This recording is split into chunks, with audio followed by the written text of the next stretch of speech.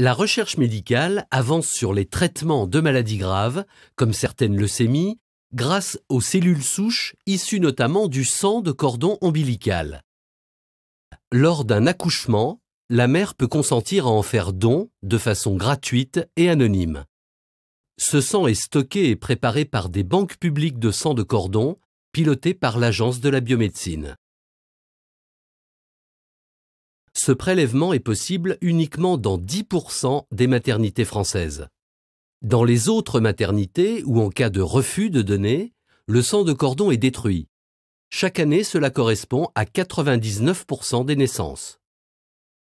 Lorsqu'un malade en a besoin, l'hôpital recherche sur le registre de l'ABM un échantillon de sang de cordon compatible.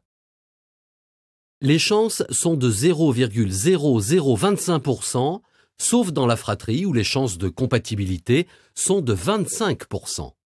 Actuellement, le registre compte 13 000 échantillons pour un besoin estimé en France de 50 000 échantillons. Si aucun ne correspond, on cherche du sang de cordon à l'étranger. En 2010, 80% du sang de cordon nécessaire a été importé pour soigner les malades français. S'il n'existe aucun échantillon compatible ni en France ni à l'étranger, il existe une solution extrême, sélectionner un embryon pour utiliser le sang de cordon de l'enfant à naître. C'est le bébé médicament. Pour limiter le recours à une telle solution et augmenter les chances de compatibilité, il pourrait être intéressant de conserver le sang de cordon à titre préventif dans le cercle familial. Mais en France, la loi interdit la conservation par les parents du sang de cordon de leur enfant à titre préventif. Pourquoi prive-t-on les parents de cette liberté ?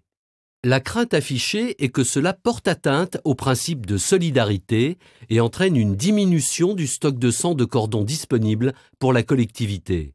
Mais au nom de la solidarité, doit-on accepter des traitements moins efficaces ?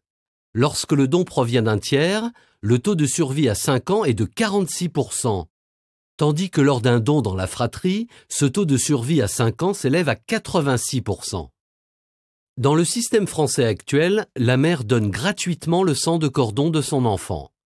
Préparer cet échantillon coûte 2 000 €.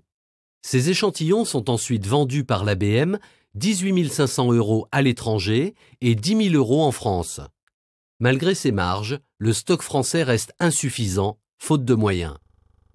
Finalement, priver les parents de la liberté de conserver le sang de cordon de leur enfant, lorsque l'on sait que dans 99% des naissances, le sang de cordon est jeté, est-ce bien sérieux ?